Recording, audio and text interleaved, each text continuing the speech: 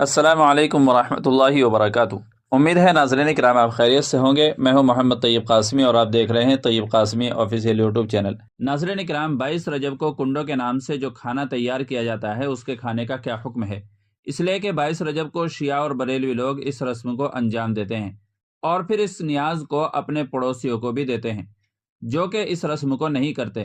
تو ان لوگوں کا اکثر یہ سوال ہوتا ہے کہ اس نیاز کو ہم کھا سکتے ہیں یا نہیں؟ تو اس کے متعلق میں آپ کی خدمت میں مادر علمی دارالعلوم دیوبند کا فتویٰ پیش کر رہا ہوں۔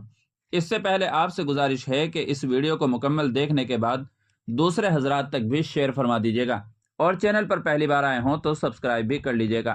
تو چلیے فتویٰ آپ کی اسکرین پر حاضر ہے۔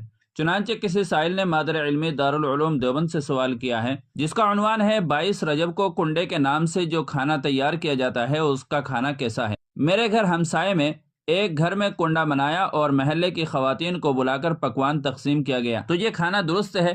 تو مادر علمی دارالعلوم دیوبند کی طرف سے جواب دیا گیا، بسم اللہ الرحمن الرحیم، 22 رجب کو کنڈے کے نام سے جو کھانا تیار کیا جاتا ہے یہ شیعوں کی ایجاد کردہ رسم ہے جو حضرت معاویہ رضی اللہ تعالی عنہ کی وفات کی خوشی میں کرتے ہیں۔ شریعت سے ثابت نہیں ہے، لہذا مسلمانوں کو اس طرح کا کھانا بنانے اور اس میں شریک ہونے نیز کھانے سے احتراز کرنا چاہیے۔ واللہ تعالی علم۔ دارالافتاء دارالعلوم دیوبند۔ تو ناظرین کرام، امید ہے کہ مسئلہ اچھی طرح واضح ہو گیا ہوگا۔ ویڈیو اچھی لگی ہے تو لائک اور شیئر کر دیجیے گا اور چینل پر پہلی بار آئے ہوں تو اپنے بھائی کے چینل کو سبسکرائب بھی کر لیجیے گا۔ السلام علیکم ورحمۃ اللہ وبرکاتہ۔